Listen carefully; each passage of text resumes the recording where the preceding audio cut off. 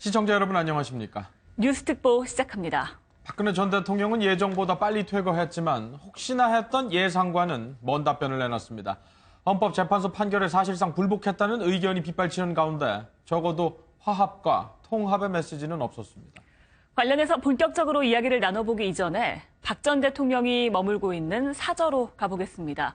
이곳에는 밤새 불이 켜져 있었다는데요. 현장 취재기자 연결해 전 대통령 주변의 현 상황과 앞으로의 행보 파악해보겠습니다. 최은미 기자.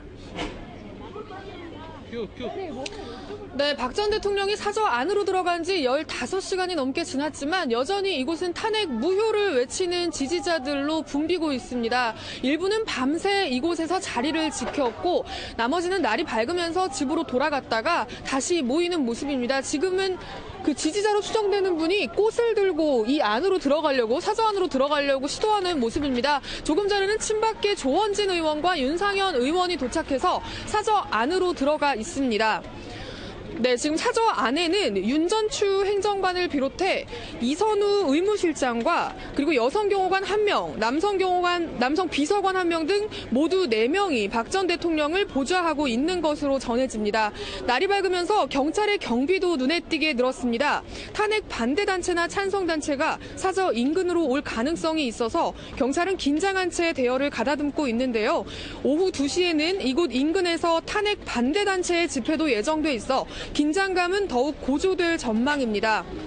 박 전 대통령은 당분간 대외 활동을 자제하고 검찰 수사에 대비할 걸로 보입니다.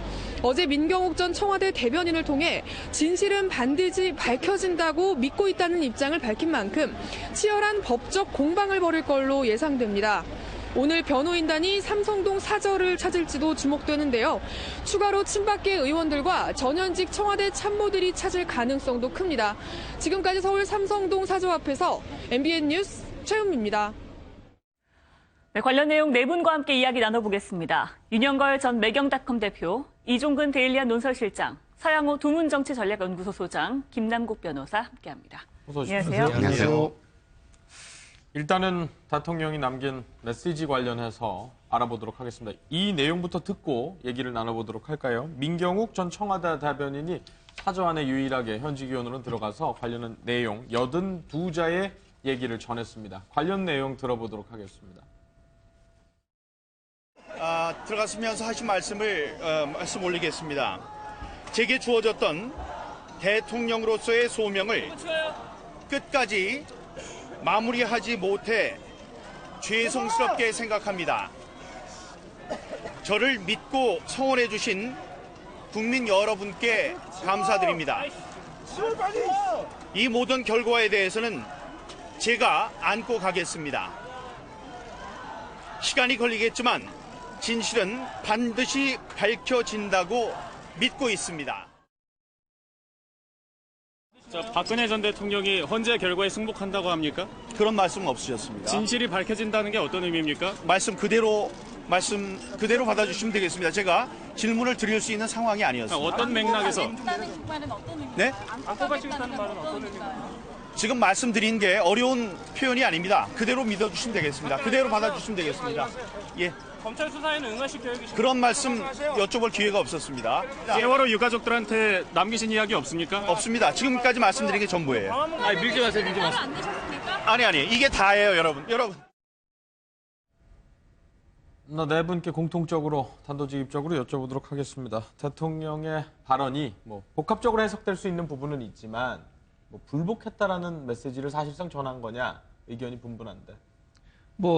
청와대 일각에서는 청와대를 떠난 것 자체가 승복이다, 헌재 판결에서 승복이다 하지만은 어제 메시지를 보면은 사실상은 불복이죠. 예, 진실은 언젠가는 밝혀지겠다. 그러니까 여태까지 대통령이 한 번도 헌법재판소에 대해서 인정을 한 적이 없거든요. 굉장히 억울하다, 사익을 취한 적이 없다. 계속 그 논조가 이어져서 진실은 언젠가 밝혀지겠다. 그러니까 제가 보기에는 승복을 안 한 거죠. 저는 영화 터미네이터 마지막 장면에 아노드 슈왈츠제네가 I will be back 그러고서 그 용광로 불에 떨어지잖아요. 난 다시 돌아올 거다. 두 번째 시리즈에 나오는 그렇죠. 그 선언하고 난 똑같다. 난 억울하니까 난 다시 돌아오겠다. 그리고 나는 명예회복 반드시 하겠다. 거기에 대한 어떻게 보면 강력한 메시지고 또 검찰 수사에도 여태까지 대응 기조 대응을 그 기조를 유지하면서 검찰 수사에도 임하겠다. 뭐 이런 뜻으로 저는 받아들여졌습니다. 예. 네. 네. 저는 사실상 헌재에 대한 이 불복은 아니라고 봅니다. 뭐냐면 이 헌재에서 나온 어떤 판명 결정에서 만약에 대통령이 청와대에서 안 나왔다면 그건 불복이겠죠. 근데 청와대에서 나온다는 행위 자체는 그 행위도 메시지거든요. 그러니까 이 말을 했다고 해서만 메시지가 아니지 않습니까? 그러니까 나오는 행위, 뭐 수고했다라든지 이민관 가서 비서관들한테 그 소회를 밝히고 뭐 그런 어떤 절차, 이 모든 것들은 사실 승복을 해야만이 할 수 있는 행위거든요. 그래서 헌재에 대한 부분은 이미 승복이 됐다. 그 나옴으로써. 그런데 그러면 민경욱 대변인이 내놓은 메시지는 어떻게 해석할 것이냐? 예. 대통령은 처음부터 헌재의 파면 결정도 중요하지만 그것만큼 사실 중요한 건 자신의 안위, 그러니까 재판이라든지 혹은 뭐 검찰에 대한 소환이라든지 이런 부분과 관련해서 굉장히 많이 공을 들였었어요. 한수 씨는 워딩들 보면. 그래서 지금의 이 진실이 밝혀진다는 건 지금부터 해 나가야 될 법적인 문제들, 법적 투쟁, 투쟁 표현은 그렇지만 검찰과의 어떤 문제, 네. 이것을 지금 표현한 게 아닌가 싶습니다. 네. 네, 박근혜 전 대통령은 이미 사흘간의 침묵과 늑장퇴고로 말없이 메시지를 보냈습니다. 불복과 저항을 담고 있고요. 그것을 어제 민경욱 의원의 입을 통해서 다시 확인했다는 생각이 듭니다. 대통령은 본인이 임기를 마치지 못한 거에 대해서 죄송하다고 했을 뿐이지 최순실 국정농단 사태에 대한 진심 어린 사과와 반성은 보이지 않았습니다.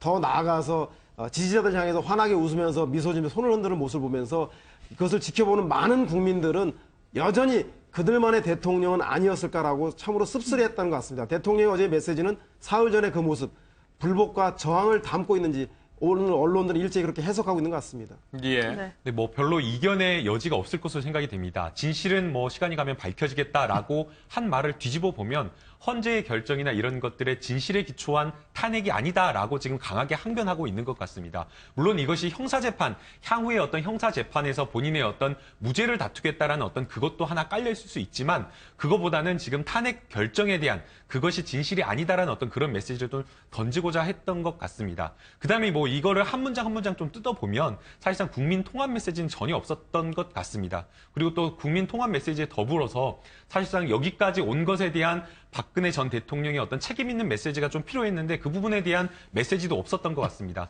첫 번째 문장이 죄송하다는, 국민에 대한 죄송하다는 표현이었는데 뭐가 죄송하다라는 어떤 그 표현 자체를 보게 되면 지금까지 있었던 어떤 국정농단에 대한 책임을 지고 그것에 대해서 국민에게 사과를 한 것이 아니라 그 사과의 대상이 대통령으로서 소명을 끝까지 다하지 못해서 죄송하다라고 네. 있기 때문에 박근혜 전 대통령은 정말 마지막까지 메시지를 던질 때 국정농단에 대해서 본인의 어떤 책임을 인정하지 않는 모습을 보였다고 평가할 수 있을 것 같습니다. 그다음에 통합 메시지와 관련해서 정말 우리 국민이 정말 원했던 것은 정말 본인 박근혜 전 대통령으로서는 정말 뭐 믿기 힘든 결정이지만 그럼에도 불구하고 우리나라가 대한민국이 더 나아가기 위해서는 통합과 관련된 메시지를 좀 낼 필요가 있었는데 통합과 관련된 메시지도 좀 없었습니다. 이것과 관련해서도 감사하다라고 했는데 국민 여러분께 감사하다 드린다라고 했는데 또 앞에 단서를 달아가지고 저를 믿고 성원해준 국민 여러분께 감사드린다라고 표현을 해서 이것은 정말 내가 던지는 메시지는 국민들한테 던지는 메시지가 아니라 국민들에게 통합과 어떤 화합의 메시지를 던지는 것이 아니라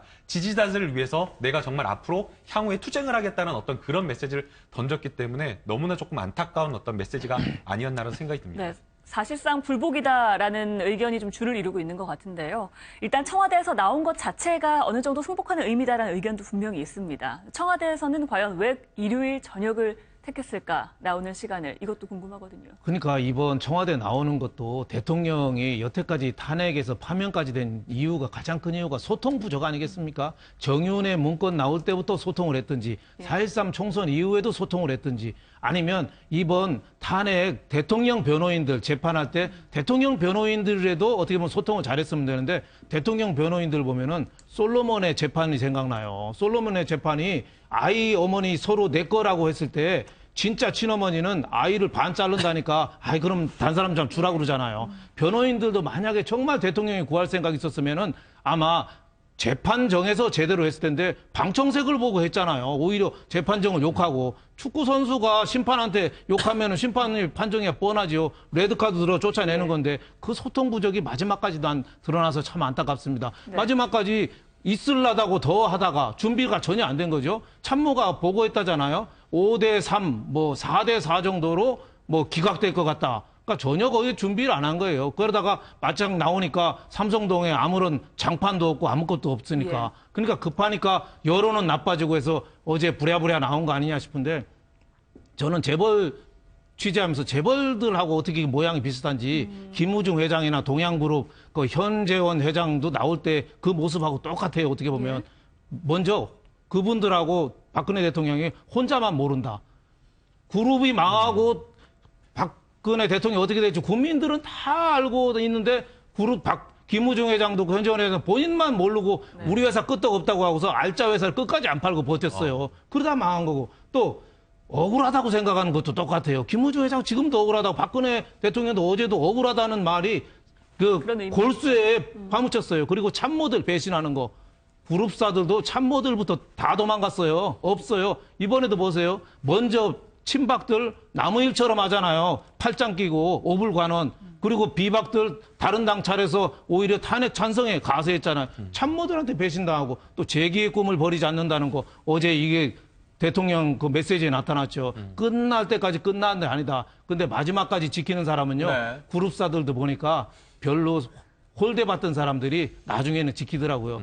총애받던 사람들은 벌써 다 도망가고 없습니다. 그래서 난 그런 면에서 소통 부족이 좀 아깝다 이런 생각이 듭니다. 저희가 궁금한 부분들은 이제 물리적인 부분에도 방점이 좀 찍혀 있어요. 그러니까 13일, 그러니까 오늘이죠. 오늘에 퇴거할 가능성이 크다라는 게 청와대 안팎의 전언이었는데 그렇죠. 굳이 뭐 대통령 입장에서 어차피 미룬 거 하루 차이가 뭐 얼마나 큰 의미가 있을까. 근데 부랴부랴 좀 떠나는 모습을 보여줬다라는 것이 그냥 단순히 그냥 현상 그대로 이해하면 되는 건지. 자, 메시지를 보니까 이해가 갔어요. 메시지를 보니까. 자, 두 가지입니다. 하나는 어찌됐든, 지금 그 언론에서 계속 보도가 되는 게 이건 불복이다. 퇴거 안 하는 게 완전히 뭐 옥쇄를 하는 게 아니냐라는 비판 여론이 쏟아졌거든요. 그러면 이왕 나가는 거 빨리 나가자라는 생각이 먼저 들었을 테고 두 번째는 어제와 오늘의 큰 차이는 뭐냐면 자, 메시지가 담겨 있는 게 뭐죠? 이제는 자기가 진실을 밝히겠다고 했습니다. 진실을 밝히겠다고 한 다음에 행동이 뭐냐면 많은 친박 의원들을 만났어요. 친박 의원들을 만나서 이야기하는 장면이 보도가 됐습니다. 정치적인 행위예요. 이건 굉장히 큰 메시지를 담고 있습니다. 자유한국당은 지금 사실 어떤 상황이었죠? 임명진 비대위원장이 일주일 동안 자숙을 한 다음에 이번 주 토요일쯤에 전 의원이 다 나가서 광화문에서 석고대죄를 하고 분위기 일신을 한 다음에 대선에 나가겠다. 이런 어떤 내부 리포트가 있었어요. 그런 플랜을 갖고 있었는데 그거는 어떤 거에 반하죠? 친박 의원들은 그렇게 하고 싶은 생각이 없어요. 왜 우리가 죄를 졌느냐. 박 대통령이 죄를 짓지 않았다. 어저께 박 대통령이 메시지를 줬잖아요. 나는 죄를 짓지 않았다. 진실을 밝혀다오. 그러면 이야기하는 게 다 진실을 밝혀다옵니다. 그럼 이 친박 의원들이 오늘 월요일 날은 언제나 비대위를 합니다. 비대위를 하고 뭐 이 전체적인 어떤 일주일 동안의 그 당의 흐름을 월요일 날 잡아요. 그러면 저는 더 늦출 필요가 없다는 거죠. 빨리 자유한국당 분위기도 바꿔야 되고 전체적인 어떤 분위기를 바꿔야 된다. 하루가 급하다. 이제 60일밖에 안 남았거든요. 여러 가지 의미에서 뭐 당의 흐름이든 뭐든. 그러니까 이 반나절 차이가 굉장히 큰 차이라고 저는 보는 거죠. 그러니까 일요일 저녁 친박 의원들이 저렇게 마중을 나온 것 자체가 큰 정치적 의미가 있다는 말씀이시거든요. 뭐 저는 뭐 다른 것보다 보일러 장판 도배 수리 가지고는 국민들의 탄핵 파면에 대한 퇴거에 대한 것을 더 늦추기가 어려운 여론의 부담이 가장 컸을 거라는 생각이 듭니다. 물론 혼자 사는 오피스텔 짐도 옮기려면 그 시간이 많이 걸리지 않습니까? 하물며 국정을 운영했던 대통령의 짐이 얼마나 많겠습니까? 그래서 납득이 안 가는 바가 없지 않으나 그건 참모들하고 실무진에게 맡기고 본인은 헌재 판결 선고 나는 그 즉시 국민들에게 고별사를 하고 바로 나와서 도배장판이 안 돼 있으면 미국의 대통령이 국빈 방문하도 호텔에서 머물지 않습니까? 그래서 오히려 차라리 준비가 안 되어 있지만 깨끗이 승복하는 모습을 보였더라면 더 나았을 텐데 결국은 제가 볼 때는 다른 정치적 의도보다는 불복하지 않는 거 아니냐고 하는 언론과 많은 국민들의 지탄과 비판 속에서 서둘러 저녁에 제대로 길도 어두운 곳을 떠나게 되는 건 아닌가라고 해서 여론에 철저하게 굴복하는 마지막 대통령의 뒷모습이 아니냐는 생각이 듭니다. 다각도로 조금 볼게요. 법률적으로도 한번 볼게요. 대통령 퇴거와 관련해서 그러니까 승복 메시지까지 포함해서 그러니까 승복을 하려 해도 할 수 없는 구조가 있다. 그러니까 헌법재판소의 판결이 대통령의 혐의에 대해서 일부 기술한 부분이 있기 때문에 그 부분에 대해서 승복을 하게 된다면 자신의 혐의를 인정하게 되는 꼴이 아니냐 이런 해석도 있어서 이 부분에 대해서도 한번 보죠. 법률적으로 보게 되면 전혀 그렇지는 않습니다. 사실은 이제 헌법재판소에서 판단한 어떤 기초되는 어떤 사실 자체는 박근혜 전 대통령이 앞으로 향후에 있을 검찰의 수사라든지 아니면 형사재판과 사실은 맞물려 있다라고 볼 수가 있습니다. 예. 그럼에도 불구하고 탄핵심판 이정미 재판관이 재판 과정에서도 수차례 밝혔고 판결 선고문에도 있었지만 이 재판 탄핵심판이라고 하는 것은 형사적인 책임과는 다르다라고 이야기를 하면서 정치적인 책임, 그러니까 박근혜 전 대통령이 대통령으로서 국정 수행을 하는 것이 정말 가능한지 여부를 대한 것에 대한 판단이기 때문에 형사적인 책임과는 완전히 다르다고 판단을 해줬습니다. 그리고 실제 그 안에 들어가 있는 어떤 판결문 내용도 보게 되면 형사적인 책임을 묻는 형법 조항을 가져다 쓰질 않았습니다. 예컨대 그 정호성 전 비서관이 청와대에 있으면서 최순실 씨에게 공무상 기밀과 관련된 여러 가지 누출을 했고 그것이 박근혜 전 대통령의 포괄적인 지시에 의했다라는 것은 녹취록 파일뿐만 아니라 정호성 비서관에 의해서 명백하게 인정되는 사실입니다. 그렇다고 한다면 사실은 이게 형법 127조의 공무상 비밀 누설죄에 해당됨에도 불구하고 그 조항을 들지 않고 공직자 윤리법. 알겠습니다. 잠시 저희가 연결할 곳이 있습니다. 오늘 헌법재판소장 권한대행인 이정미 재판관의 퇴임식이 있습니다. 관련 내용 함께 보시겠습니다.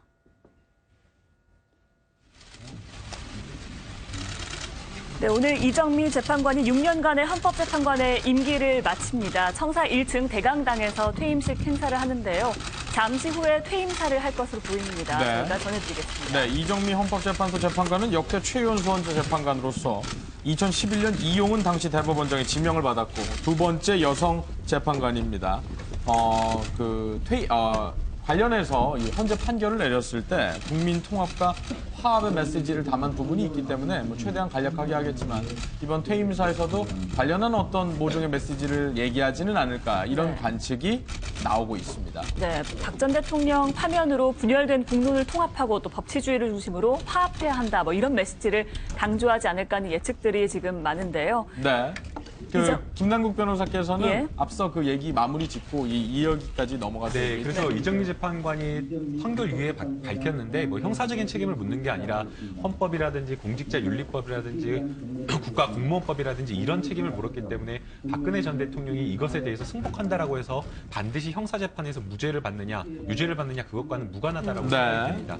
그렇기 때문에 또 더하면 또 사실은 이런 어떤 탄핵 심판 선고 결정에 대해서 승복한다라는 것은 어떻게 보면 형사적인 어떤 책임을 내가 지겠다라는 그거보다는 어떤 정치적인 어떤 메시지가 더 크기 때문에 사실상 승복을 해도 되는데 아마도 박근혜 전 대통령 자체는 이 사안과 관련해서 본인은 아예 무죄다라는 것을 넘어서 정치적으로도 책임이 없다. 그렇게 조금 이야기를 좀 하고 싶었던 것이 아닌가 생각이 듭니다. 이정미 재판관의 눈에 띄는 대목은 저는 절차의 공정성과 판결의 신속성 두 가지 토끼를 다 잡으려고 노력했다. 그리고 국민들과 대다수의 관련 이해 당사자들이 요걸 충족시키지 않았나 싶습니다. 대통령 측 대리인단에서는 이정미 재판관 임기 이후를 노리든 어찌됐든 간에 증인의 추가 신청과 많은 사실 확인 요청을 하면서 재판을 늦추게 했습니다마는 절차의 공정성이라는 명분을 들어서 늦췄는데 결국 이정미 재판이 그걸 수용해 나가면서 제가 볼 때는 판결의 신속성을 양보하지 않은 그 모습이 아주 지혜로운 대처가 아니었나 생각이 듭니다. 퇴임사를 직접 들어보도록 하겠습니다. 사랑하는 헌법재판소 가족 여러분, 저는 오늘 헌법재판관의 임기를 마치고 정든 헌법재판소를 떠나게 되었습니다. 헌법재판관으로서의 지난 6년 그리고 30년 동안의 공직 생활을 돌이켜보게 됩니다. 흔히 얘기하듯이 큰 과오 없이 무사히 소임을 다할 수 있었다는 점 참으로 다행스럽고 고마울 따름입니다. 이 모든 것은 여러 재판관님들과 헌법재판소의 모든 가족 여러분들의 도움 덕분이었습니다. 다시 한번 감사의 말씀을 드립니다. 헌법재판관이라는 자리는 부족한 저에게는 참으로 막중하고 무거웠습니다. 고요하고 평화롭기만 해 보이는 그 자리가 실은 폭풍우 치는 바다의 한가운데였습니다. 또한 여성 재판관에 대해 우리 사회의 소수자와 여성이 기대하는 바도 잘 알고 있었습니다. 그런 때 어떤 판단이 가장 바르고 좋은 것인지 고민을 거듭하였습니다. 저의 그런 고민이 좋은 결정으로서 열매 맺었기를 바랄 뿐입니다. 여러분 모두 아시다시피 지금 우리나라는 안팎으로 큰 어려움에 처해 있습니다.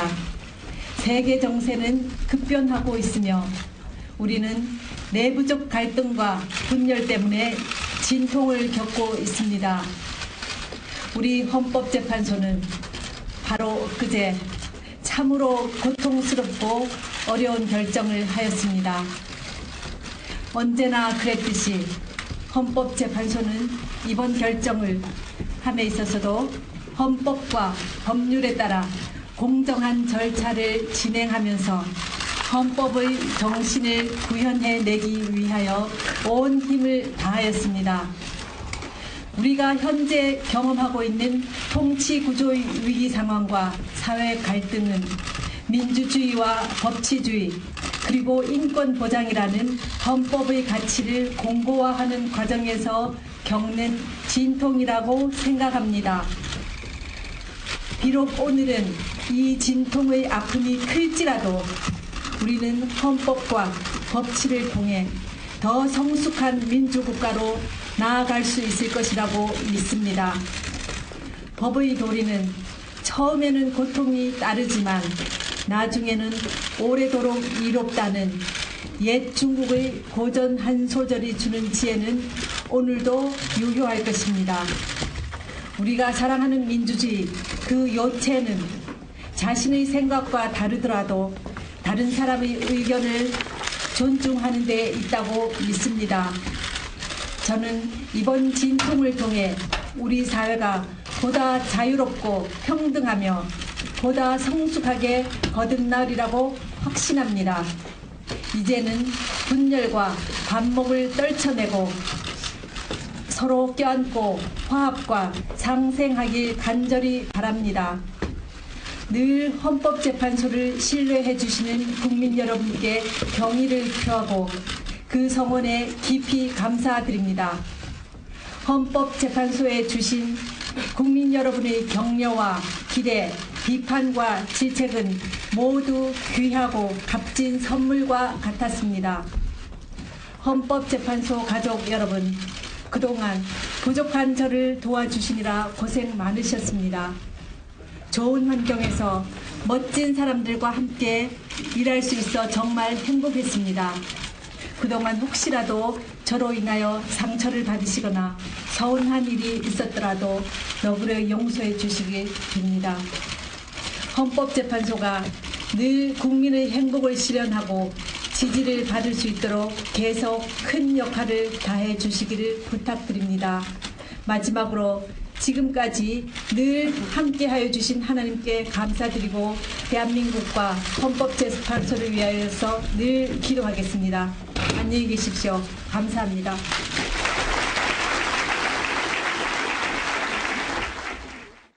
한 5, 6분가량 이정미 헌법재판소 권한대행, 지금은 이제 헌법재판관으로서의 퇴임사를 직접 들어봤습니다. 6년여간의 임기를 마친 이정미 재판관의 소회를 좀 들어봤는데, 화합과 상생을 역시 강조하는 메시지였고, 헌법재판관의 퇴임사를 이렇게 직접 보여드리는 것이 어떤 의미냐라는 의문을 가지실 수 있겠지만, 대통령 탄핵과 관련한 헌재 판결은 내려졌습니다만 분열이 계속되는 상황에서 이 어떤 관련한 얘기들과 이를 생각해봐야 되는 고민은 현재 진행형이라는 생각에 한번 이 메시지를 들어봤습니다. 네, 임기를 하면서 폭풍우 치는 바다 한가운데였다라고 표현을 하기도 했는데요. 과거 헌재에서 김평우 변호사가 좀 큰 소리를 내면서 소란을 피웠을 때 이정미 재판관이 제재를 가한 적도 있었죠. 이 장면 먼저 보시고 관련 이야기 나눠보겠습니다. 청구인 측 대리인들은 우리나라 최고의 명 변호사님들입니다.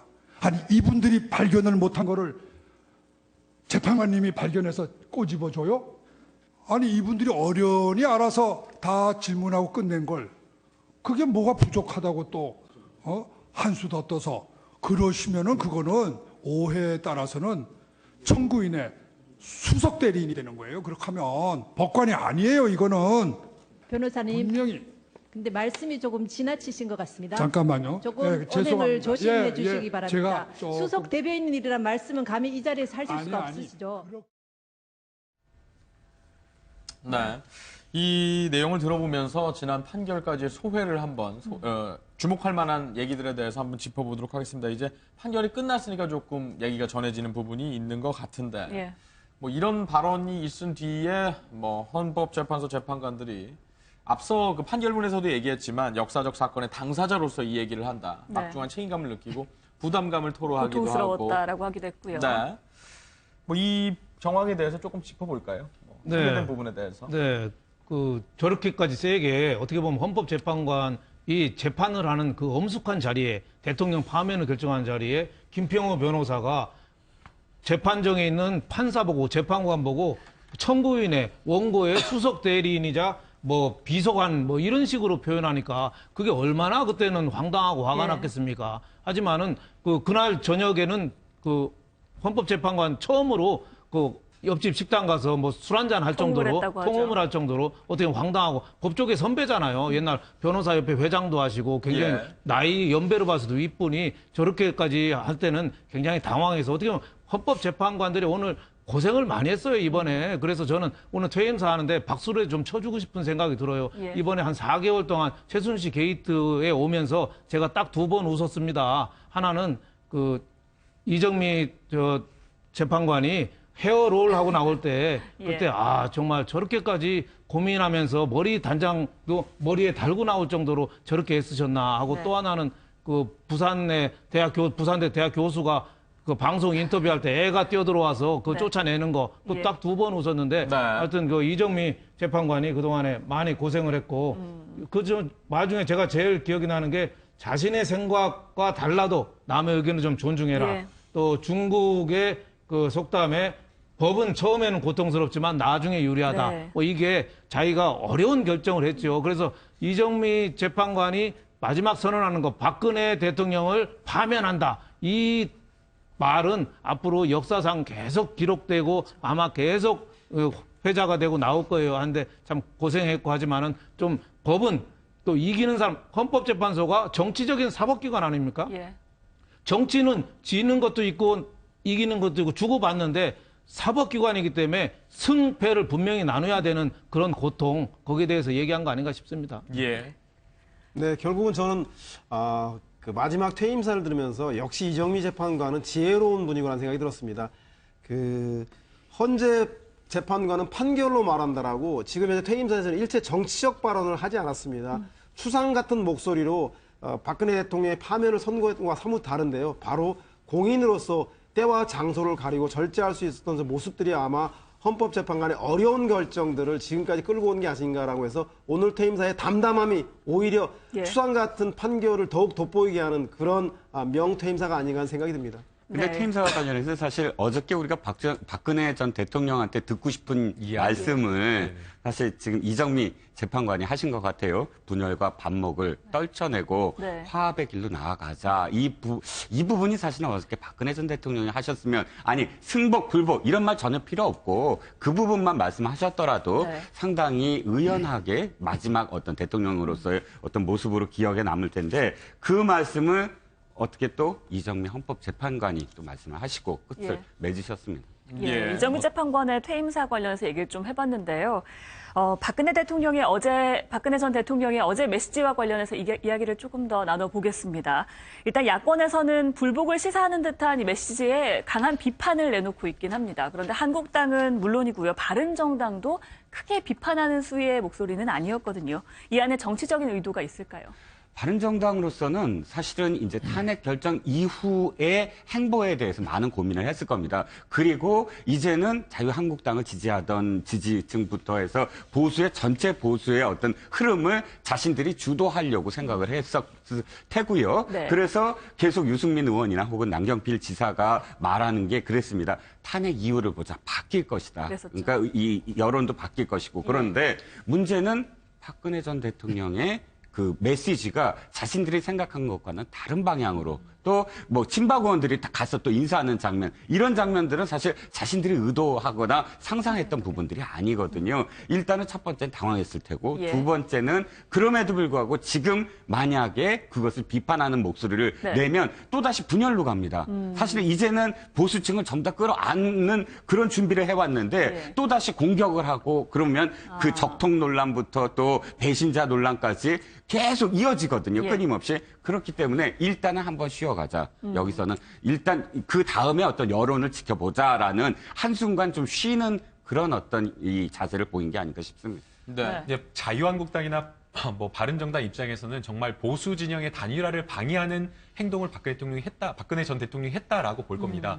사실상 박근혜 전 대통령이 탄핵 심판 결과에 대해서 그냥 승복하고 받아들이면서 통합의 메시지를 전달했다라고 한다면 보수 진영 내에서도 사실은 뭐 그냥 이제 보수 진영과 뭐 단일화를 한다라는 연대의 어떤 시나리오가 가능해졌을 텐데 이제는 박근혜 전 대통령이 승복하지 않는다라는 어떤 그런 메시지를 분명히 해버렸기 때문에 박근혜 전 대통령의 메시지를 따라가는 친박과 그렇지 않은 보수 진영이 완전히 양분돼 버리기 때문에 자유한국당 내부에서도 지금 현재 뭐 탄핵에 반대했던 사람들, 뭐 찬성했던 사람들 간에 어떤 분열이 또 있을 수도 있고, 그 다음에 또 자유한국당과 바른정당의 연대도 사실상 필수적이었는데 그것도 지금은 현대로서 불가능한 상황이기 때문에 사실상 자유한국당 입장에서 오히려 더 고민스러울 것으로 생각이 됩니다. 네. 지금 자유한국당 오늘 이제 임명진 비대위원장이 그런 메시지를 던져놨습니다. 국민의 어떤 통합과 화합을 반대하는 그런 메시지를 던지는 사람들에 대해서는 당에서도 단호한 조치를 할 수밖에 없다. 예. 이런 메시지를 전달을 했는데 아마 이것은 연대가 더 필요하다라고 지금 보는 것 같습니다.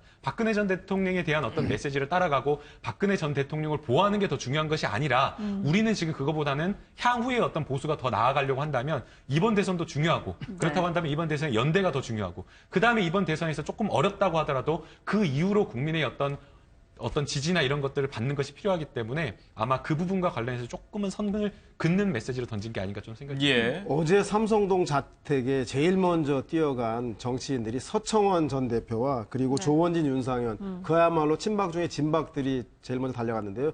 이것을 보면 나머지 전 4개 정당, 바른정당, 국민의당 그리고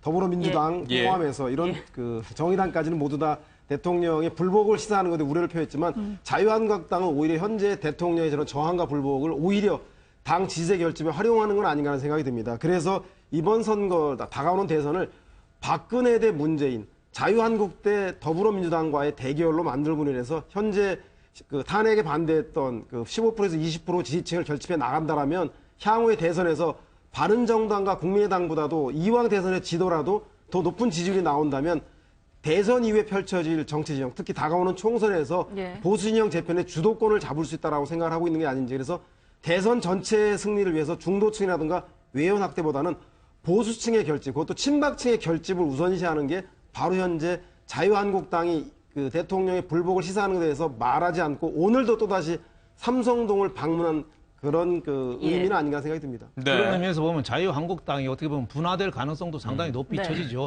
박근혜 대통령이 사실상 불복 선언을 했기 때문에 거기에 찬동하는 사람은 박근혜 대통령 중심으로 어제 삼성도 사저간 사람은 뭉칠 테고 또 보수가 이래서는 안 된다. 이래서 한 사람들은 지금 제3지대라는 빅텐트 또 바른정당하고 제3지대에서 모여서 사실상 새로운 뭐 보수 쪽에 새로운 사람을 하나 밀어낼 가능성이 있는데 이번 대선에서는 사실 어제 대통령이 그 자기 마이웨이를 가겠다는 선언 이것 때문에 보수층은 이번 선거에서 굉장히 불리한 게 아니냐. 예. 기울어진 운동장이었는데 저는 어제 그 성명 그 문경욱 의원이 얘기하는 거 보고 이제 기울어진 운동장이 아니라 구멍난 운동장이 될 수도 있겠다. 보수가 진짜 어떻게 보면은 혼자 뛰어야 되는 산산이 무너진 거 아니냐, 흩어진 거 아니냐. 손을 잡아도 억울한데 쉽지 않은데 흩어져서 보수가 참 이번 선거에는 좀 희망이 없을 수도 있겠다. 저는 이런 네. 느낌을 받았습니다. 예,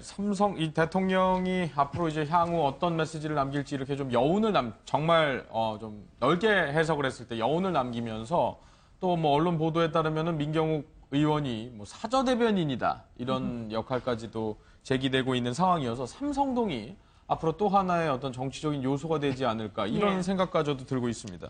그래서 대통령이 예상 첫 행보는 어떻게 될 것이냐, 뭐 현충원 참배도 뭐 본인의 부모님을 이제 참배하는 그런 것도 검토를 한다고 하는데 아직까지는 사실이 아닌 걸로 전해지고 있고요. 이후에 이제 검찰 수사를 앞둔 상황에서 이후의 첫 행보는 어떻게 될 것인가 이 부분에 대해서 뭐 어떤 또 다른 메시지를 던질 수도 있기 때문에 네. 그 부분에 대해서도 한번 살펴보죠. 이제부터는 정치적 행보가 가시화될 거라고 예상할 수밖에 없어요. 예. 사실 아까도 말씀드렸지만 어저께 그 10분 동안의 이 사저 앞에서의 행보를 보면 크게 두 가지로 나눠지는 하나는 아예 지지자들 앞으로 다가가서 한 지지자가 엎드려서 이렇게 그 무릎 꿇고 절을 하고 있었거든요. 거기에 또 눈높이를 같이, 맞춰서 예. 이렇게 이 무릎을 꿇는 장면. 그 다음에 아까 지지자들을 벗어나서 이 의원들 앞에 서서 개별 의원들과 굉장히 많은 시간, 한 3분여를 예. 이야기를 얘기를 나눴어요. 예. 자, 아까도 말씀드렸지만 그건 굉장히 큰 정치적인 행보라고 보거든요. 이후에 사실상 자유한국당이 지금 뭐 많은 분들이 말씀해 주셨지만 분열될 가능성이 굉장히 크고 친박 의원들 56명의 서명을 했잖아요. 탄원서에. 예. 그 56명을 중심으로 해서 똘똘 뭉칠 가능성이 큽니다. 한 가지만 말씀을 드리면 사실은 파면된 대통령이에요. 전직 대통령이고 사실상 전직 대통령이 전체적으로 어떤 영향력을 행사한 적은 한 번도 없잖아요. 그런데 그럼에도 불구하고 현역 국회의원들이 나갔다는 건 무슨 의미일까요? 예. 이 나가야만 자신의 정치적인 생명이 달려있다는 뜻이에요. 그렇다면 그걸 중심으로 해서 박 대통령을 네. 중심으로 해서 정치를 하겠다라는 걸 알겠습니다. 만천하에 지금 보여준 거 아닙니까? 바로 네, 그 말씀이 지금 화면으로 예. 입증되고 있다는 표현은 좀 그런데 드러나고 있는 부분이 네, 말씀하시고 네. 있는 중에 조원진 의원이 지금 삼성동 사저 앞에 도착을 했습니다. 기자들과 질의응답을 나누고 있는 것으로 보이는데요. 조원진 의원은 지난번 탄핵심판 선고 때에도 청와대 박 대통령을 만나러 갔다가 결국 못 만나고 돌아온 바가 있죠. 오늘 아마 이야기를 나누고 그 이야기를 또 전해주지 않을까 이런 생각도 드는데요. 네. 문고리 3인방의 권력이 왜 나왔을까요? 예. 박 대통령이 직접 메시지를 전달하지 않고 이들이 메시지를 전달했어요. 언제나 휴대폰이나 뭐나. 네. 자, 지금 조원진 의원 왜 저렇게 달려가서 이야기할까요? 자, 내가 대통령 말씀을 전한다. 이걸 경쟁하는 거예요. 네. 그게 권력이거든요. 그러니까 지금 누구든지 달려가서 박 대통령은 직접적으로 언론에 접촉 안 할 겁니다. 그러면 누가 찾아가든 들어가서 박 대통령 메시지 담고 다 기자들 달려가잖아요. 그러면 박 대통령이 이렇게 말씀하셨습니다. 하면 그게 바로 똑같이 권력이 되는 거예요. 문고리 3인방과 앞으로 그 경쟁이 계속 치열해질 거라는 그런 어떤 예고죠. 뭐 네. 두 가지 변수를 한번 담아 보겠습니다. 그러니까 박 전 대통령이 본인이 원하지 않더라도 이렇게 소위 측근으로 불리는 인물들이 찾아갈 가능성. 그래서 뭐 본의 아니게 본인의 생각과는 무관하게 사저 정치가 이어질 수도 있다. 그리고 이 소위 말하는 측근들이 일회성으로 이제 뭐 탄핵 선고가 났으니까 뭐 인사했을 가능성. 예. 여러 가지도 있는 것 같지만 어느 쪽에 무게를 두시는지. 뭐 인사하러 가는 건 대단히 인간적인 해석인 것 같고요. 제가 볼 때는 바야흐로 삼성동 정치 시대가 열린 것 같습니다. 자유한국당의 주요한 정치 지도자들도 네.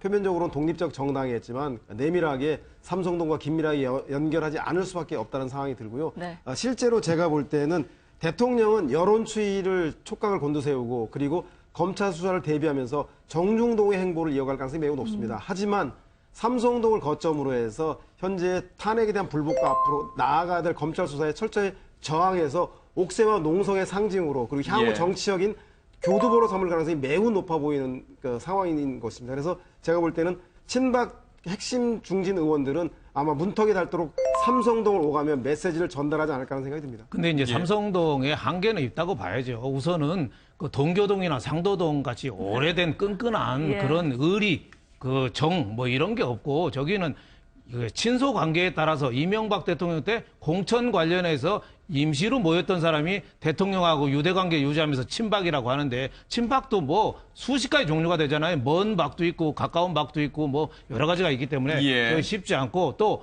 친박 중에서 핵심 그 당원권 정지된 뭐 서청원 의원이나 뭐 최경환 의원이나 여러 그분들 중심으로 여러분들은 또 사법 처리 대상에서 또 자유로울 수가 없거든요. 지금 당원권 정지돼 재판도 앞두고 있기 때문에 네. 삼성동이 뭘 좀 힘을 모으기는 제가 보기엔 상당히 아직은 쉽지 않다 이렇게 알겠습니다. 보입니다. 네, 지금 들어온 소식도 좀 전해드리겠습니다. 한강옥 실장을 비롯한 청와대 참모진이 지금 일괄 사표를 제출했다는 소식이 들어와 있었습니다. 오늘 사의를 표명한다고 예상이 되긴 했었는데요. 일괄 사표를 제출했다고 전해졌고 대통령 파면에 정치 도의적 책임이 있다라는 의견을 밝힌 것으로 전해졌습니다. 황교안 권한대행이 오늘 처리 여부를 결정을 할 텐데 일부 반려 가능성도 있다고 하네요.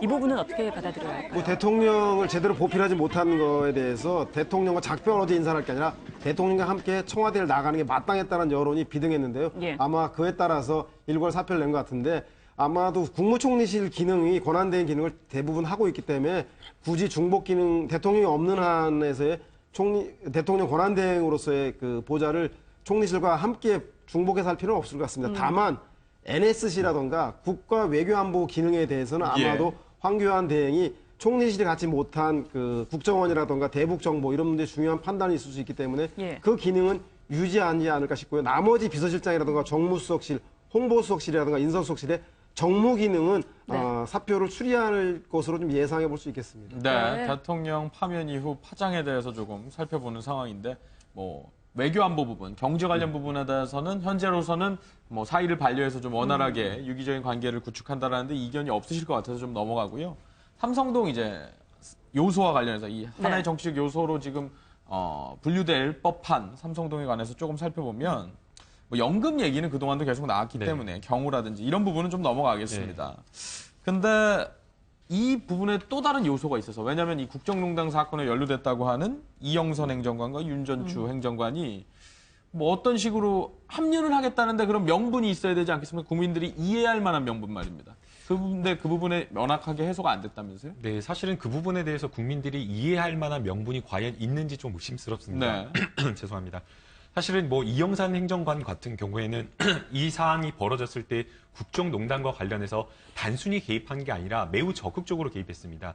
예컨대 박근혜 전 대통령이 사용한 어떤 대포폰을 본인이 직접 수십 개를 개통을 해서 전달한 정황도 있고, 비선 의료 농단과 관련해서 본인이 이영선 행정관이 이것을 차량에 태워가지고 온 부분도 있고, 또 그다음에 여러 가지 어떤 박근혜 전 대통령과 최순실 씨를 이어주는 어떤 그런 가교 역할을 한 분이기 때문에 사실상 이분은 지금 현재 특검에서 마지막에 기소가 된 상황입니다. 그렇기 때문에 매우 부적절하다고 볼 수가 있을 것이고요.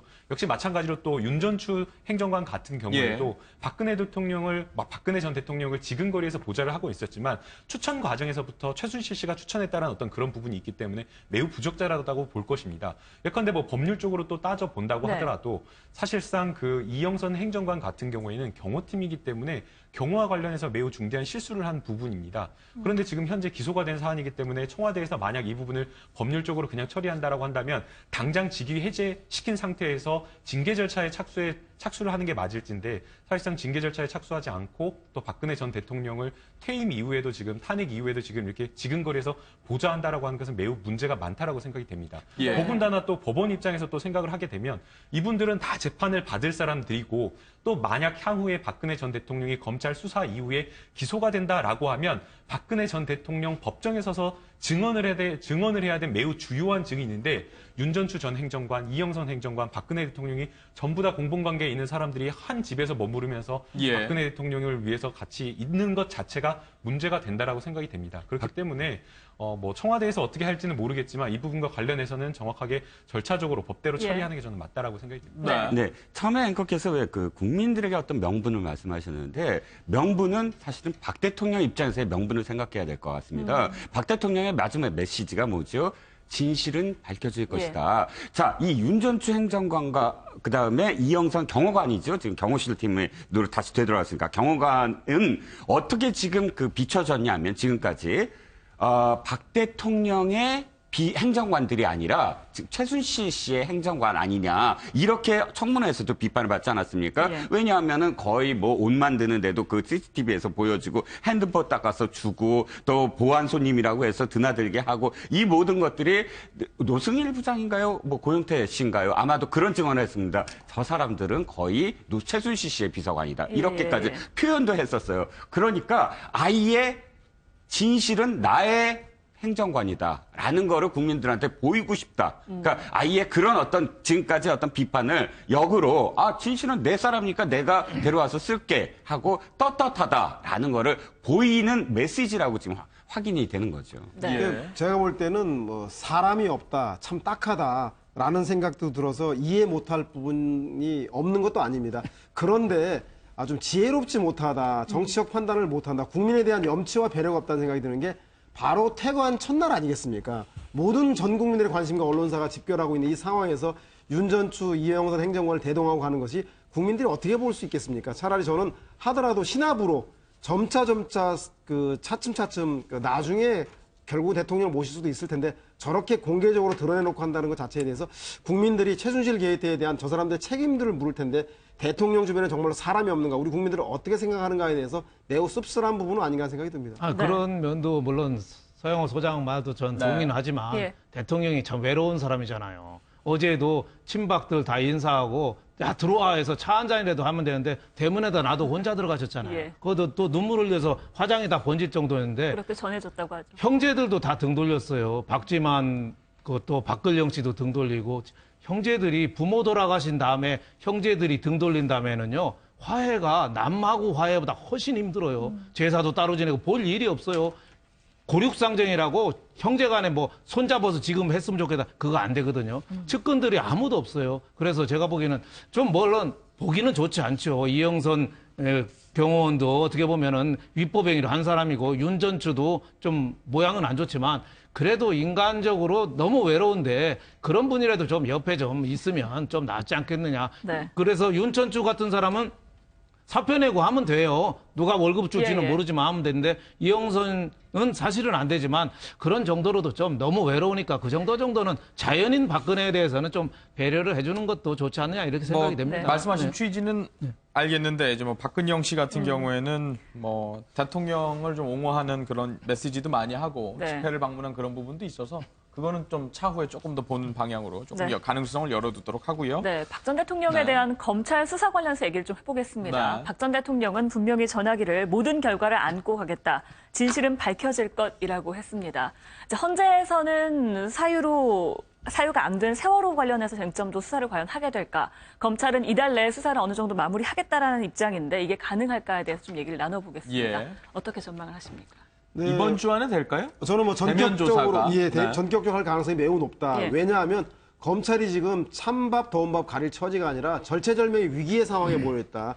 우병우 민정수석의 황제 조사에서 드러났듯이 국민들은 검찰에 대한 불신이 아주 극에 달해 있습니다. 따라서 이번 기회에 대통령에 대한 제대로 된 수사를 하지 않을 경우에 고위공직자 비리 수사서라든가 검찰과 경찰의 수사권 독립 문제 등 본격적으로 검찰 개혁으로 그 칼날이 향할 수 있기 때문에 검찰로서는 이번 기회에 대통령을 엄정하게 수사할 필요가 있기 때문에 정치적인 전직 대통령에 대한 예우에 대한 고려라든가 정치권에서의 대선에 대한 그 향방에 대한 것을 염두에 둘 상황이 아니다. 검찰이 그만큼 벼랑 끝에 서 있다는 생각이 들고요. 다만 죽은 권력인 전직 대통령에 대한 조사에 대해서는 검찰이 쉽게 할 수 있습니다. 그러나 우병우 전 민정수석을 조사할 때 드러났듯이 김수남 검찰총장과 이영렬 특수본 서울중앙지검장과 수시로 통화를 했고 법무부 검찰국장과 업무상 통화를 했다고 하나 이미 검찰 수뇌부와 1000여 회 이상을 통화했습니다.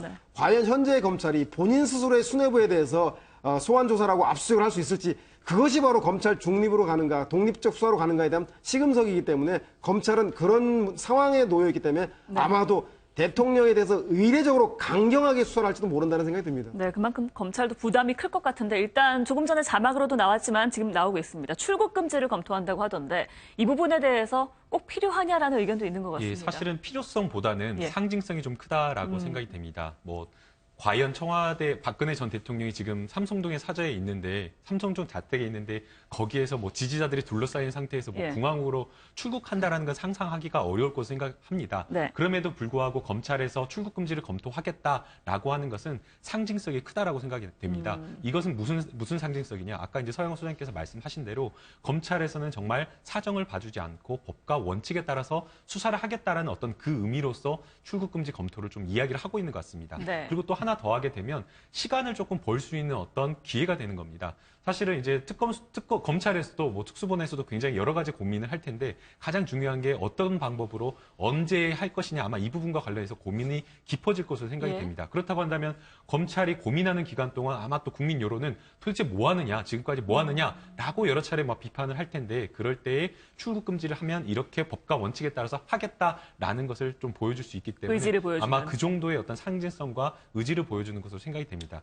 과거에 이제 노무현 전 대통령 그 사례를 보게 되면요.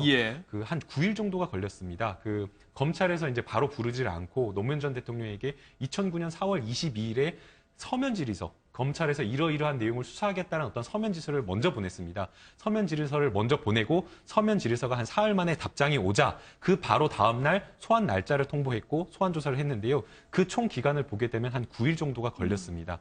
뭐 비슷한 방법에 의해서 할 수도 있겠다라는 좀 생각이 드는데 아마 그 노무현 전 대통령 때의 수사를 조금 고려를 해보면 아마 소환 조사까지 한 7일에서 8일 정도 아마 검찰이 일주일 정도 그것을 생각을 하고 있을 것으로 생각이 됩니다. 그렇다고 한다면 정식적으로 검찰에서 박근혜 전 대통령에게 소환장 통지를 한 그 시점을 보게 되면 한 20일경 전후가 될 것으로 예상이 좀 됩니다. 그러니까 법률적으로는 그러한데 원칙대로 수사하면 뭐 그 부분에 대해서는 이론의 여지가 없는 것이겠죠. 근데 지금 저희가 삼성동 사저 화면을 보여드리고 있습니다만 대통령 탄핵에 반대하는 사람들이 아직까지도 꽤 많은 사람들이 뭐 5대5다, 뭐 양론됐다 이렇게 표현은 안 하겠습니다. 근데 그런 분들이 좀 남아 계신 분들이 있는 것 같고 또 대선이 60일 동안 치러지는데 60일 안에 그 부분에 대해서 좀 최대한 빨리 해야 되는데 그럼 물리적으로 또 빨리 할 수 있을 것이냐, 영향을 미치지 않는 선에서 할 수 있을 것이냐 이 부분에 대한 이견이 좀 있는 것 같습니다. 박근혜 전 대통령에 대한 수사가 원하든 원하지 않든 직간접적으로 대선에 영향을 크게 준다고 봐야죠. 어떻게 보면 지금 삼성동 쪽에 정치인들이 모이는 것도 박근혜 전 대통령 수사에 따라서 자기가 요동을 칠 수 있다고 봐야죠. 대통령 쪽에 힘을 모을 수 있는 계기가 제가 보기엔 한 3개가 되는 것 같아요. 하나는 개헌이고 하나는 이번에 검찰 수사에 의해서 뭐 피의자 성분으로 금방 바뀌어서 이번에 또 어떻게 보면 또 구속영장 청구나 긴급체포나 뭐 구인장 발부 뭐 이런 모양도 또 나올 수 있거든요. 이런 거에 따라서 민심이 상당히 요동을 치고 거기에 따라서 또 야당이 또 어떻게 대응하느냐. 야당이 또 너무 좀 가혹한 말을 하면은 국민들이 또 동정심을 또 불어일으킬 수도 있거든요. 그래서 이번 검찰 수사가 굉장히 큰 영향을 미칠 것 같다. 지금 특검에서 한 게 13개 혐의를 적용하면은 사실 긴급체포도 가능하고 또 뇌물만 해도 298억이나 돼요. 그래서 앞으로 검찰이 수사를 제대로 하면은 부당하게 영향을 상당히 많이 줄 수밖에 없다 이렇게 생각합니다. 지금 박 전 대통령의 삼성동 사저 앞에 4개월 정도 집회 신고를 했다는 얘기가 있습니다. 이렇게 되면 강제 수사를 한다든지 영장을 집행할 때도 좀 우려되는 부분이 있지 않느냐라는 이야기도 나오는데요. 그렇습니다. 자, 일단 박 전 대통령 입장에서 검찰 수사를 좀 더디게 받고 싶다라고 의도가 있었다면 어저께 그런 메시지를 안 했을 겁니다.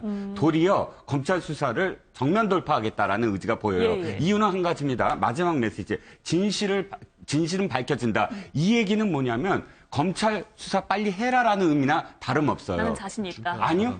여론이에요, 여론. 자, 밝혀진다라고 했을 때 여론 들끓을 겁니다. 검찰 수사 빨리 해라. 도리어. 그러니까 어저께 만약에 박 대통령이 수긍하는 메시지를 했다면 그리고 또 화합의 메시지를 했다면 여론은 일단 박 대통령 강제 수사에 대해서 그렇게 막 먼저 해라라고 압박을 하지 않을 가능성이 커요. 이제부터는 대선 이야기가 언론에서 주도를 할 테니까요. 그런데 어저께 박 대통령은 여론에서 언론에서 잊혀지지 않게 만들겠다는 거예요. 하겠다는 거죠. 그러니까 여론은 그러니까 검찰은 정치인의 눈치만 보는 게 아니라 여론의 눈치를 봐야 돼요. 오늘 당장 빨랑 구속해라 이렇게 목소리가 나오고 있어요. 자, 그러면 거꾸로 어떻게 되죠? 박근혜 대통령을 지켜라라는 목소리도 커집니다. 말씀하셨듯이 4개월이 아니라 정말 절대로 대통령을 검찰에 내줄 수 없다라는 사수대가 조직이 되고 이 태극기 물결에 삼성도를 덮인다면 대선의 구도는 어떻게 될까요? 박근혜 대통령을 구속하라라는 적폐 청산을 하라는 목소리를 대선 후보들이, 야당 후보들이 강하게 내는 사람 쪽으로 지지율이 높겠죠? 높아가지겠죠? 거꾸로 이쪽은 어떻게 될까요? 아무리 1%포인트 하지만 이쪽은 단일화될 수밖에 없어요. 박 대통령을 지켜야 된다. 예. 이렇게 보혁 구도로 사실은 검찰의 어떤 수사를 만들겠다라는 의도가 박 대통령한테 있는데 도리어 검찰은 고민이 될 거예요. 어떻게 할까? 정치권에 대한 어떤 그 고민보다 네. 더 우선되는 게 여론에 대한 고민이 아닐까 싶습니다. 어쨌든 몸통은 박 전 대통령이다라는 수사 결과도 있고 헌재에서의 결정도 있고 뭐 형사재판과는 다르지만 원칙론에도 분명히 힘이 실리는 건 맞습니다. 그 부분에 대한 입장 한번 듣고 더 넘어갈까요? 예. 예, 검찰에서는 원칙대로 그러니까 아까 이제 국장님께서 말씀을 잘 해주셨는데 사실상 검찰에서는 뭐 정치권도 고려할 수밖에 없고 국민 여론도 고민할 수밖에 없다라고 예. 생각이 됩니다. 뭐 이것도 저것도 사실은 쉽지 않은 상황이기 때문에 그렇기 때문에 저는 검찰이 원칙대로 갈 것으로 생각이 됩니다. 만약 검찰 수사를 하게 되면 가장 불리한 후보가 사실은 문재인 전 대표입니다. 그리고 가장 불리한 진영이 바로 진보 진영입니다. 그렇기 때문에 뭐 검찰에서는 만약 정말 이걸 검찰 수사를 했을 때 야권 진영이라든지 문재인 대표 쪽에서 만약 강하게 반발을 한다라고 한다면 조금 고민을 해볼 수 있겠지만 오히려 불리한 쪽에서 진보 진영에서 수사를 원칙대로 해달라, 빨리 해달라라고 요구를 하고 있는 상황이고 문재인 전 대표도 역시 이것과 관련해서 적폐청산을 해야 된다라고 주장을 하고 있는 상황이기 때문에 여러 가지 뭐 고민이 되겠지만 아마 법과 원칙에 따라서 수사를 할 것으로 생각이 됩니다. 네. 예, 검찰도 이것을 신속하게 수사를 해야 되고 박근혜 대통령도 검찰 수사에 적극적으로 임해서 정치 이슈화하길 바라면 서로의 손바닥에 맞아서 검찰 수사가 이루어질 것 같은데 그럼에도 불구하고 저는 검찰은 걱정 안 하셔도 될 것이 예. 전직 대통령을 소환할 수 있는 일은 없을 겁니다. 대통령은 소환하지 않을 거고요. 아마 삼성동 자택에서 체포영장을 발부해도 나가지 않을 것입니다. 따라서 삼성동을 옥새와 농성지로 해서 검찰 수사에 철저히 비타협적으로 나갈 것입니다. 그것이 검찰 수사에 출석해서 얻는 이익보다 훨씬 정치적 이익이 크기 때문이다. 왜냐하면 검찰 수사는 정규제 TV의 인터뷰도 그리고 청와대에서의 기자들 상대로 한 오찬 간담회도 아닙니다. 바로 대통령과 최순실의 관계를 집중적으로 물을 것이고 그 수사의 결과가 실시간으로 예. 아마 언론을 통해서 보도된다면 예. 대통령의 호의적 여론도 오히려 부정적 여론이 더 확대될 수밖에 없기 때문에 대통령 그렇게 해서 얻는 것보다는 차라리 검찰이 나를 강제적으로 체포하러 왔다. 나는 탄압받고 있다라고 식으로. 정치적인 예. 메시지를 주는 것이 훨씬 더 유리하기 때문에 대통령은 수사에 임하지 않고 체포영장을 발부해도 절대 집 앞 밖에서 나가지 않을 것으로 예상이 됩니다. 네, 알겠습니다. 조기 대선 전국 얘기로 좀 넘어가 보도록 하겠습니다. 네, 이제 총리실에서 대선일을 이번 주 안에 발표를 한다고 합니다. 일단 9일이 가장 유력하게 나오고 있는데요. 그 전에 황교안 권한대행이 대선 출마 여부에 대해서 과연 밝힐 것인가 이 부분에도 좀 관심이 많은 것 같습니다. 당연히 밝혀야 되겠죠. 예. 당연히 밝혀야 되는데 황교안 대행이 아마 이번 주 내로 밝힐 것 같은데 네. 제가 보기에는 출마하기가 쉬울까? 지금 대행에 또 대행까지 보는 환경이 좀 예. 쉬울까? 이런 면에서는 저는 황교안 대행은 좀 출마는 좀 어렵다고 보기 때문에 네. 하여튼 이번에 일정이 5월 9일 날로 유력시 됩니다. 그러니까 거의 이제 한 달도 안 남았죠. 그리고 뭐 자유한국당은 이달 말에 또 후보를 선정한다고 예, 하니까 31일 날. 지금부터 어떻게 보면은 급물살을 탄다 뭐 이렇게 볼 수 있겠습니다. 네. 근데 여론조사 이런 표현이 맞을지 모르겠지만 여론조사의 힘 또는 뭐 황교안 총리 입장에선 대행 입장에선 유혹 이게 자유한국당 대선 후보 적합도는 본인이 계속 네. 압도적으로 1등으로 나오고 있거든요. 예. 네, 그렇습니다. 네. 지금 사실 황교안 총리의 가장 큰 고민이 바로 저 점에 있죠. 자신이 만약 나오지 않는다라고 선언한 직후에 이 보수 후보의 어떤 그런 그 진영 완전히 무너지는 상황이거든요.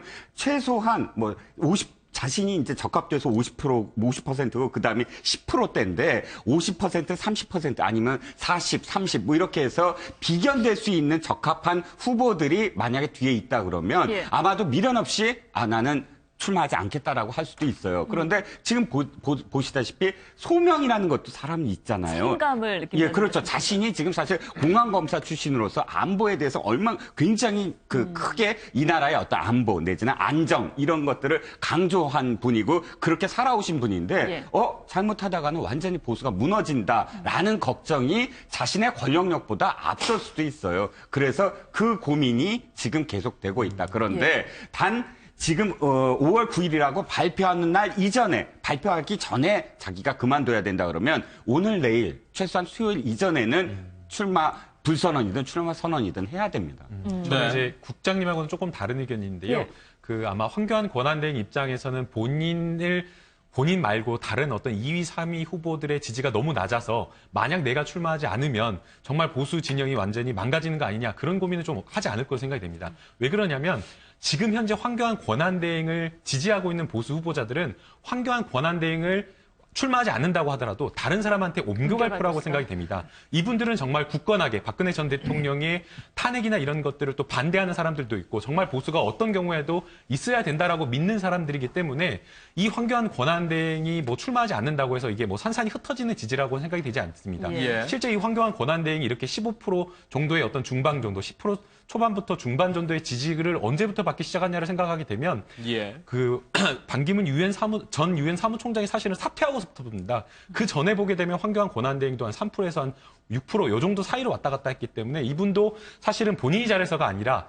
보수 그냥 후보를 찾는 과정에서 나온 거기 때문에 황교안 권한대행이 나오지 않는다라고 하면 그 다음 후보자인 아마 홍준표 지사 쪽으로 갈 거라고 생각이 됩니다. 그렇기 때문에 아마 뭐 보수 진영 고려보다는 본인의 어떤 거취의 개인적인 어떤 거취나 이런 부분을 더 고민해서 아마 출마하지 않는 쪽으로 조금 정하지 않을까 좀 생각이 듭니다. 고민주 얘기 해보시죠. 네, 자유한국당 입장에서는 홍준표하고 황교안 대행이 나와서 경선하는 게 제일 좋은, 그래서 흥행붕업을 하는 게 좋을 텐데 제가 볼 때는 뭐 황교안이든 홍준표든 아니면 작대기를 꽂아놔도 박근혜 전 대통령의 사인만 있으면 15% 20%는 결집하기 때문에 인물 선거의 의미는 별로 없다. 결국 진영 선거로 갈 거고 그 진영 중에서 보수 전체의 30, 40% 표보다는 보수 중에도 친박 표인 15% 20%의 싸움에 승부를 걸고 있기 때문에 저는 아무나 나와도 그 정도 지지로 나올 것이고 그것이 바로 전체 국민들보다는 친박 지지층을 결집하는 그런 진영 대결의 성격으로 갈 것이다. 자유한국당은 이번 대선에서 15%에서 20% 정도를 현실적 목표로 하고 있지 않겠는 생각이 듭니다. 의견이 각기 다르시네요. 네.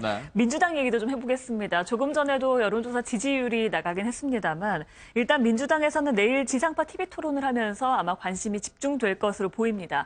지금 나온 차기 대통령 선호도 민주당 내에서는 문재인 전 대표와 안희정 지사가 조금 격차를 줄인 것으로 나오고 있거든요. 어떻게 보셨습니까? 네, 처음에는 지지율 차이가 많이 났다가 예. 지금 뭐 KBS 연합뉴스 조사도 의하면은 34%, 33%로 네. 거의 뭐 근접해서 예. 상당히 이변이죠. 특히 네. 탄핵 이게 파면된 이후입니다, 이후에 이게. 오히려 안희정 지사가 그다음에 선의 얘기로 조금 주춤하다가 다시 치고 올라가는, 그래서 상당히 어떻게 보면 유력한 관계도 볼 수 있습니다만 문제는 당 내에서 민주당 내에서 지지율은 그 안희정 지사하고 문재인 대표랑 거의 3배 차이가 나거든요. 예. 그래서 당내 민주당 내 지지율은 저기 나온 거에 의하면은 뭐 3배도 더 나을 정도로 4배, 5배까지 당내에서 나는데 네. 문제는 이제 경선에 들어가면은 지금 경선에 한 200만 명 정도 모였는데 그 사람들 중에서 민주당 아닌 외부 사람들이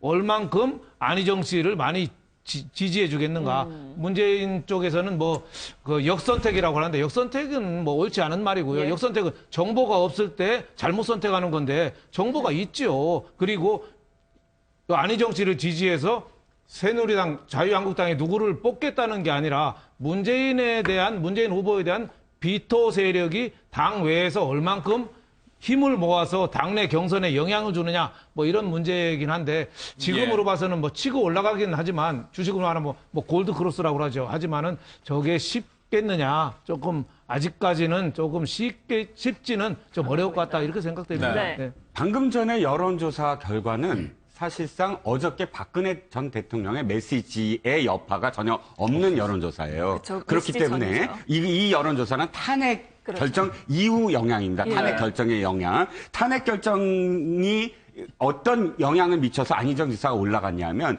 최순실 게이트 또 박근혜 전 대통령의 변수가 사라졌다는 거죠. 그랬을 때 사람들은 이제부터 그래? 대연정은 뭐지? 또는 그래? 개헌은 뭐지? 이렇게 그 이슈를 볼 수가 있었는데 예.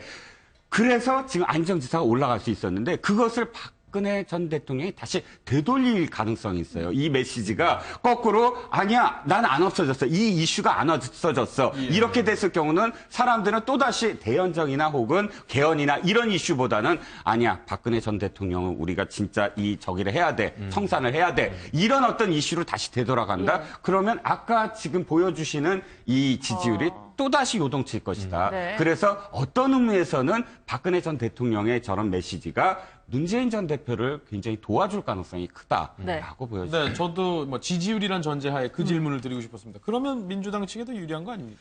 결과적으로 제가 볼 때 그렇습니다. 현재는 탄핵이 선고가 되면 국민들 사이에서 탄핵 심판이 되었다. 정권도 심판되었다. 따라서 향후엔 통합과 비전, 미래를 위한 선거로 나가자라고 해서 인물 구도가 살아난다면 외연 확장과 중도층의 지지율을 많이 갖고 있는 안희정 지사에게 유리한 국면이 펼쳐질 텐데 예.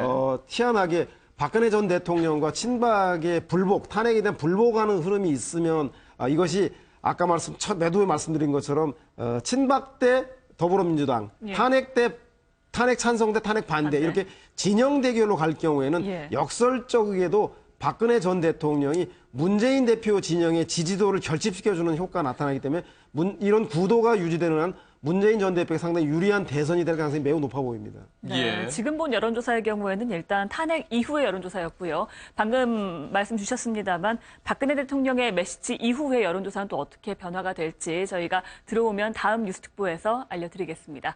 저희 오늘 말씀은 여기까지 듣겠습니다. 네, 고맙습니다. 고맙습니다.